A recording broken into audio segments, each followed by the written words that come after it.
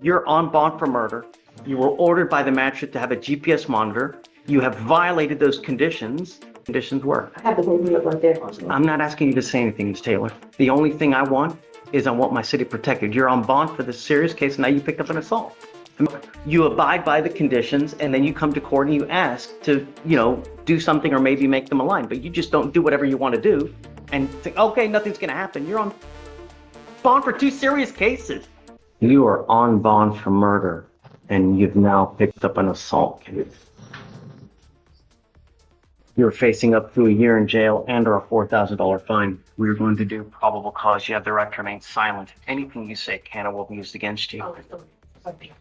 Thank you, Your Honor. On April 27th, 2025, in Harris County, Texas, officers were dispatched to a disturbance/unknown weapon call.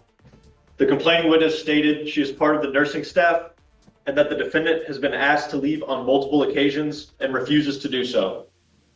The complaining witness stated that the defendant was attempting to get her grandfather to sign over power of attorney to her, but the staff would not allow this due to the grandfather being diagnosed with dementia.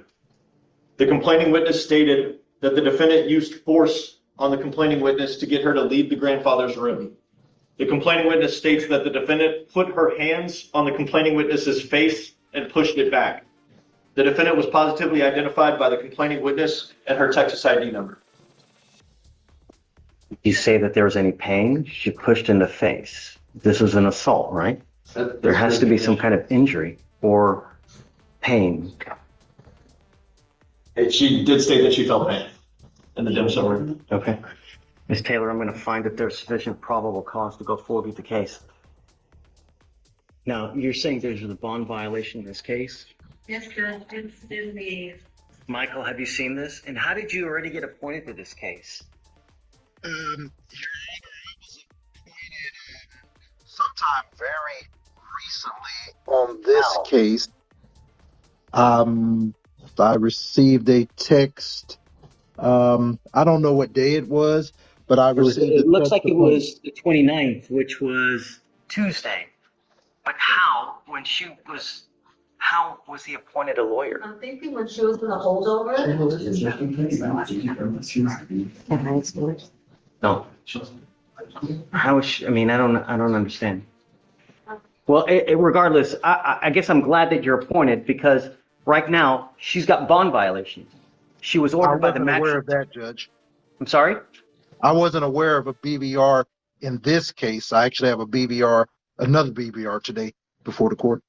I know that. Yeah, we got you. We'll deal with that one next. But you're on bond for murder.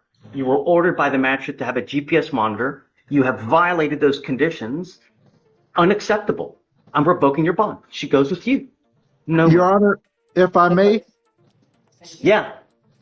Your Honor, she just was released because I met her in the holdover earlier this week, and she could not have been out of jail more than a day, 2 at the most.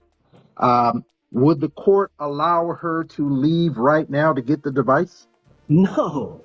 Did she not get the device? Judge, there was a conflict, that's why the DVR was submitted, Saturday. So the magistrate ordered bond conditions, but the courtesy times were not aligning with the felony conditions.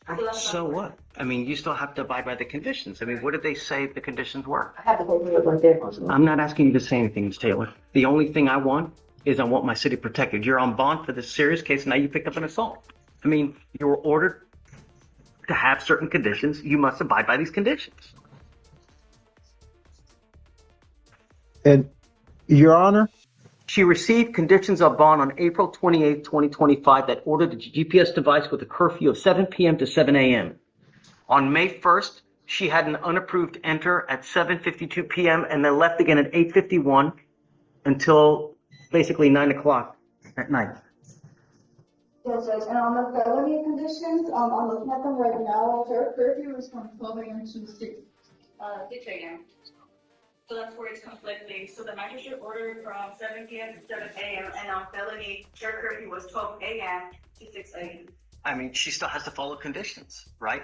There may be conflicting, but, you abide by the conditions, and then you come to court and you ask to, do something or maybe make them align. But you just don't do whatever you want to do and think, okay, nothing's going to happen. You're on bond for 2 serious cases. Your Honor, if I may again, Sure.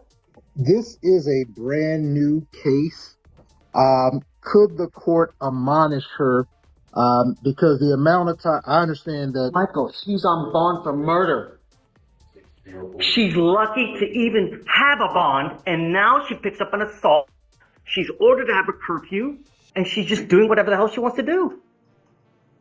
In this case, Judge, that's before your court.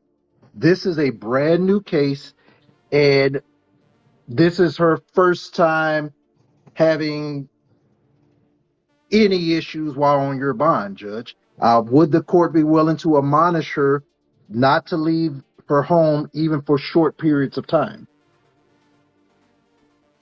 I don't know, Mikey. I don't know. Thanks, Coach. And my assumption is we're going to reach out to Melanie. My assumption is there's a BDR file for that too, so I don't know what comment her looks like, but. I don't know, Michael. I'm going to stew on it for a while. You want to talk about your other BVR? Or wait, hold on a second. Sorry, let me just finish with the arraignments. Give me 2 seconds.